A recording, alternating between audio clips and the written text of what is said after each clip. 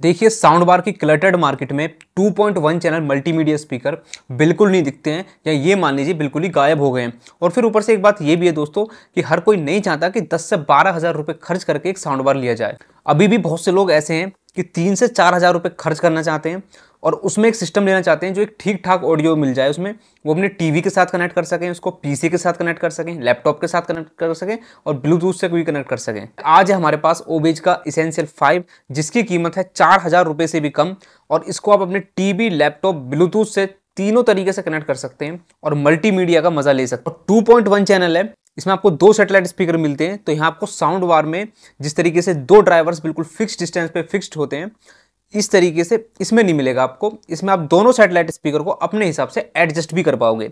लेकिन साउंड का क्या, साउंड को बताने से पहले इसलिए मैं एक छोटा सा सैंपल आपको सुनाने जा रहा हूँ। ईयरफोन से हेडफोन्स आप लगा लीजिए और उस सैंपल को ध्यान से सुनिए, क्योंकि उसी के बेस पे मैं आपको एक्सप्लेन करूंगा कि ये छोटा सा सिस्टम किस तरीके के साउंड प्रोड्यूस करता है।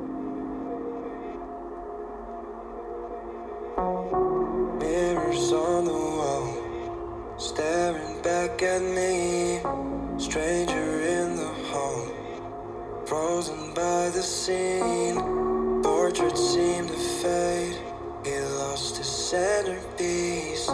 Can't recall his face. I hope he'll rest in peace. Haunted by my mind, victim or the prey. Everything is fine. Take me to my grave. Bury me alive, keeping me astray. Hard to say goodbye to who I am today. Everything is fine. Take me to my grave. देखिए वैसे तो design काफ़ी simple ही है, बाकी 2.1 जैसे market में आते हैं, लेकिन कुछ चीज़ों का आपको यहाँ पे ध्यान रखना है।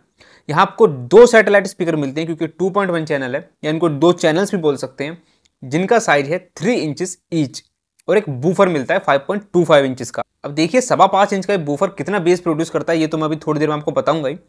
ये जो 5.5 इंच का बूफर है साइड फायरिंग है, और इसका जो बेस रिफ्लेक्स पोर्ट है वो भी साइड फायरिंग है, बट ऑन अपोजिट साइड। सामने की तरफ डिस्प्ले और कुछ जरूरी कंट्रोल्स, और पीछे की तरफ सारे जरूरी पोर्ट्स मिल जाते हैं, जैसे कि इसकी 2 सैटेलाइट स्पीकर्स को लगाने के लिए पोर्ट, और सबसे जरूरी HDMI ARC पोर्ट। और इसी पोर्ट के थ्रू आप अपने टीवी को इससे कनेक्ट कर सकते हो थ्रू HDMI ARC केबल, और मल्टीमीडिया को एंजॉय कर सकते हो। इस सिस्टम में आपको एक रिमोट भी मिल जाता है, जहां इस बार ओबेज ने बहुत अच्छा काम किया है बाकी सिस्टम्स के कंपैरिजन में, कि यहाँ बेस ट्रैवल का आपको कंट्रोल मिल जाता है। अब आपको बार बार उठ के जाने की जरूरत नहीं है बेस ट्रैवल को कंट्रोल करने के लिए।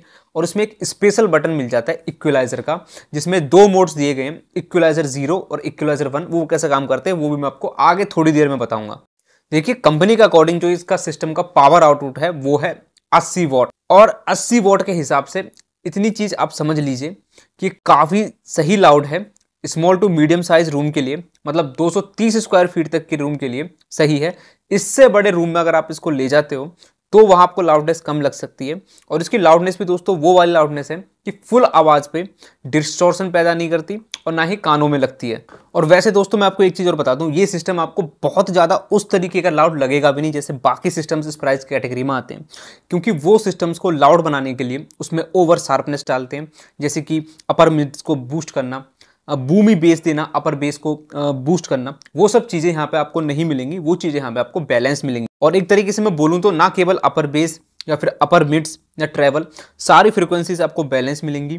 कोई भी एक दूसरे के ऊपर जबरदस्ती नहीं थोपी गई है, जिससे कि जो सिस्टम है काफ़ी रिलैक्सिंग लगता है और आप लंबे समय के लिए एंजॉय कर सकते हो। इट मीन्स सिंपल भाषा में बोलूँ, ना तो हाइज बूस्टेड है ना ही बेस बूस्टेड है, मिड्स के लेवल में है। इसी वजह से मिड्स दोस्तों और ज़्यादा क्लियर सुनाई देते हैं as comparative to other system जो प्राइस कैटेगरी में आते हैं। इसमें जो आपको बूफर मिलता है 5.5 इंच का, वो 55 हर्ट्ज तक डीप जा सकता है, और इसमें जो आपको हाइज मिलती हैं वो ऑलमोस्ट 10 किलो हर्ट्ज तक ऊपर की तरफ जा सकती हैं। सो इट मीन्स दोस्तों यहाँ एक चीज़ ध्यान रखने वाली बात ये है, जिनको डीप बेस चाहिए वो वाला डीप बेस यहाँ नहीं मिलेगा। 55 हर्ट्ज तक डीप बेस आपको मिल जाएगा, जो कि मेरे हिसाब से काफ़ी ठीक है इस प्राइस कैटेगरी के अकॉर्डिंग।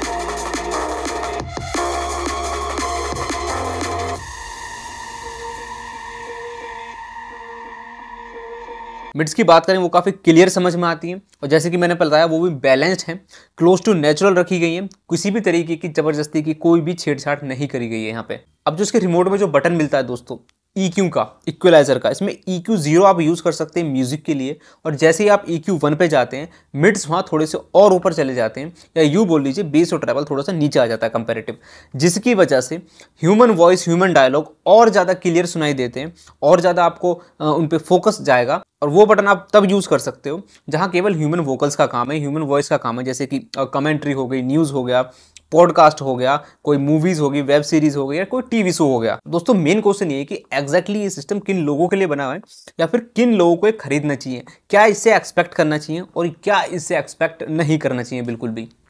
देखिए एक बात बहुत ही ज़्यादा सिंपल सी है, 3500 से लेकर 4000 रुपये अगर आपकी जेब में पड़े हैं और आप देख रहे हैं किसी साउंड बार की तरफ, तो एक चीज़ गांठ मान लीजिए, वहाँ भले ही आपको वॉल्यूम ज़्यादा मिल जाएगी, लाउडनेस ज़्यादा मिल जाएगी, बेस की क्वांटिटी भी बूस्टेड और ज़्यादा मिल जाएगी, लेकिन क्लैरिटी बिल्कुल भी नहीं मिलेगी। स्पेशली मिड्स बहुत ज़्यादा कॉम्प्रोमाइज़ होते हैं और यहीं इसको एक अपर हैंड मिल जाता है।